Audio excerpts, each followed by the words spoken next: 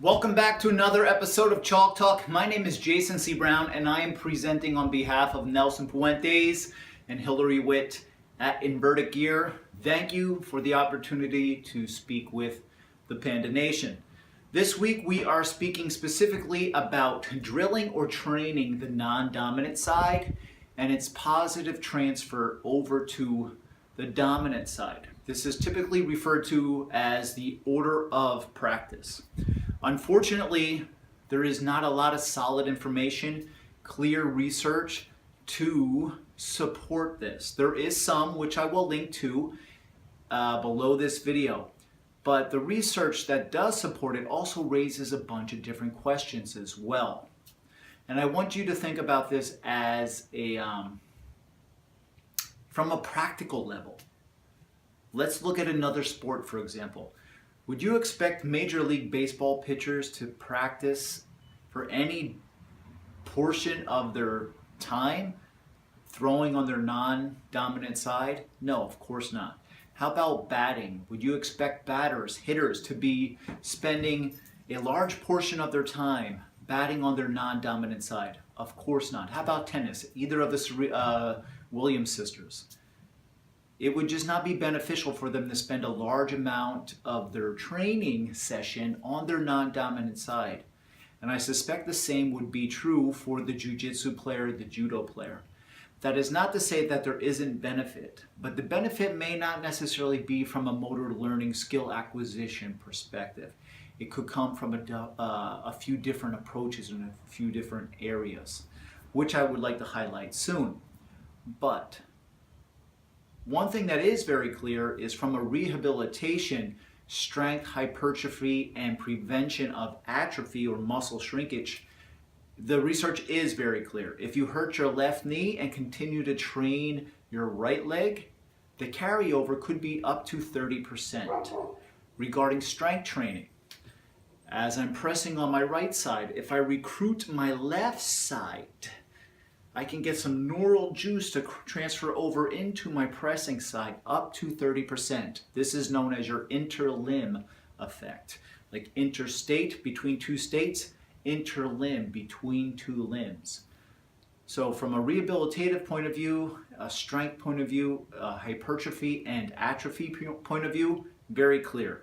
But in terms of motor skill acquisition, motor learning, learning quicker on the dominant side because you've spent more time training the non-dominant side, that is not without controversy. But it does have its benefits, which I would love to highlight right now.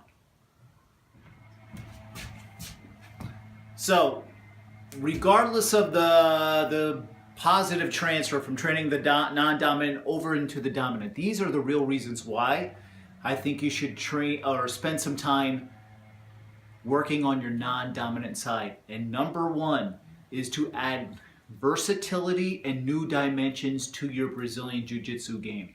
Number one, adding versatility and a new dimension and diversity to your Brazilian Jiu-Jitsu game. For example, Lou Moerman from Liberty Bell Judo in Philadelphia. When he goes for his Osoto Gari, right lapel, left sleeve, grip. Left hand, right hand on lapel, left hand on the sleeve like a right-handed player. But when he goes for his Osoto Gari, he actually goes to the other side and throws that way. Very versatile, very unique, very confusing. It's a beautiful dimension to his judo. It catches people off guard. That is one, if not the best reason to develop skills on your non-dominant side, to add things to your own unique Brazilian Jiu-Jitsu game. New challenge. Who doesn't like a new challenge? Everybody enjoys a new challenge, right? I think it's fun learning new skills, and specifically on the opposite side, the non-dominant side, because I like to have more versatility within my game. Yes? Chronic pain, chronic injury.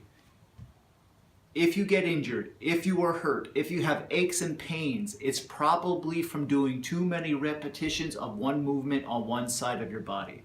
It's just very common.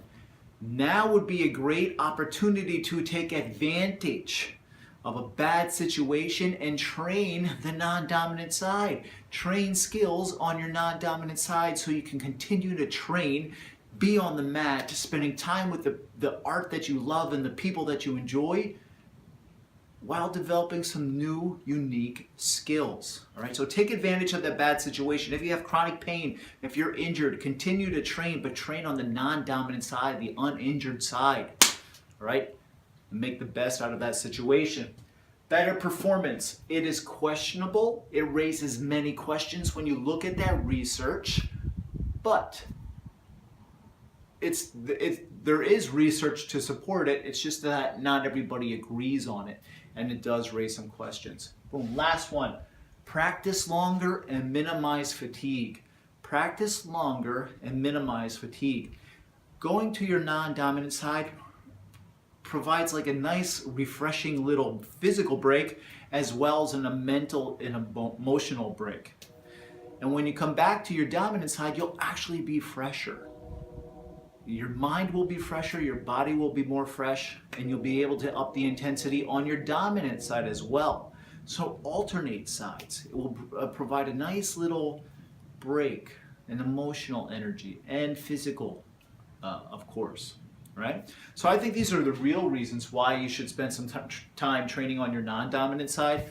The real benefit may not necessarily be from a motor learning perspective or a skill acquisition perspective, but it is definitely beneficial. I just want to thank Nelson and Hillary one more time for letting me present on this topic.